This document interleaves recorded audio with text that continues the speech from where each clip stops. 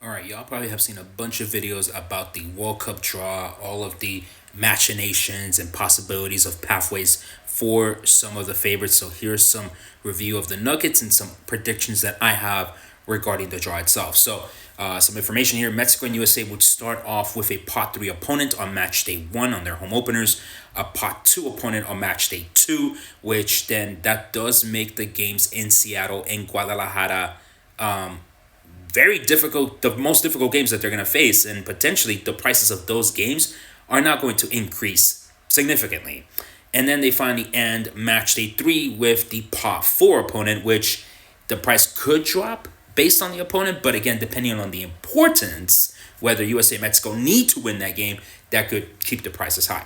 Canada will start with a pot 14, which I did already another video about how basically a lot of fans overpaid for the home opening matches. And of course, you're hoping that your team does not land in one of the home opener matches because then you're going to have to pay extra money. Okay. Going back to Canada, though, then they'll play a pot three opponent and then finish with a pot two team. So they're ending with the most difficult game. But these two games are both in Vancouver. The first game is in Toronto, so there could be something there for them. Argentina, Spain, England, and France could be the final four based on the seeding that they have created and the different pathways for these teams. But listen, that ain't going to happen. That will not be the final four. I can guarantee it. Colombia's going to be there. Morocco's going to have a shot at that. Trust me, this will not be the final four. That you could call the bookie on that.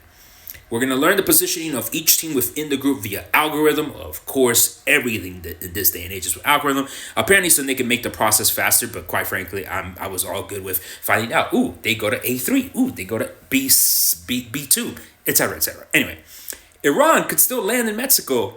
Okay, they can still land in that group of Mexico, but not as an A3, as I said earlier. It would now be as an A2 team, right? Because then their first game would be in Guadalajara versus A4.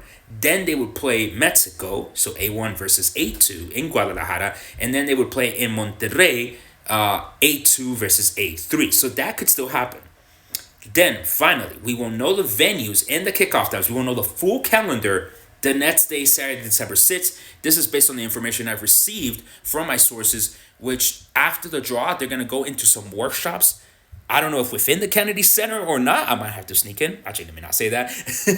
And find out where they're doing these workshops to determine the whole schedule. But we will know it the next day. So I guess I'm doing two lives back to back on the 5th and on the 6th. These are my World Cup draw nuggets.